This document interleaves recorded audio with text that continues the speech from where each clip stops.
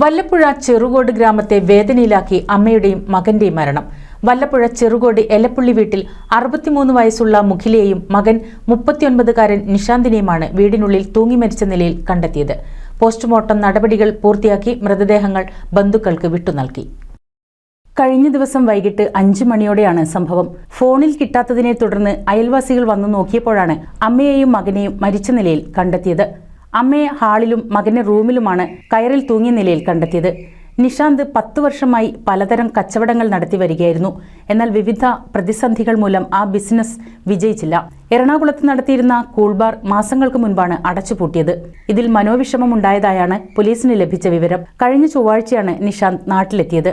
അഹമ്മദാബാദിൽ ബിസിനസ് നടത്തുന്ന നിഷാന്തിന്റെ മൂത്ത സഹോദരൻ നാട്ടിലെത്തിയിട്ടുണ്ട്. പട്ടാമ്പി പോലീസും ഫോറൻസിക് വിഭാഗവും രാത്രി തന്നെ വീട്ടിലെത്തി ഇൻക്വസ്റ്റ് നടപടികൾ പൂർത്തിയാക്കി. പാലക്കാട് ജില്ലാ ആശുപത്രിയിലെ പോസ്റ്റ്മോർട്ടത്തിന് ശേഷം മൃതദേഹങ്ങൾ ബന്ധുക്കൾക്ക് വിട്ടുനൽകി. മരണത്തിൽ മറ്റു ദുരൂഹത ഇല്ലെന്നും സംഭവത്തിൽ കൂടുതൽ അന്വേഷണം നടത്തിവരികയാണെന്നുമാണ് ഷൊർണൂർ ഡിവൈഎസ്പിയുടെ പ്രതികരണം. NCV news, Thrithala.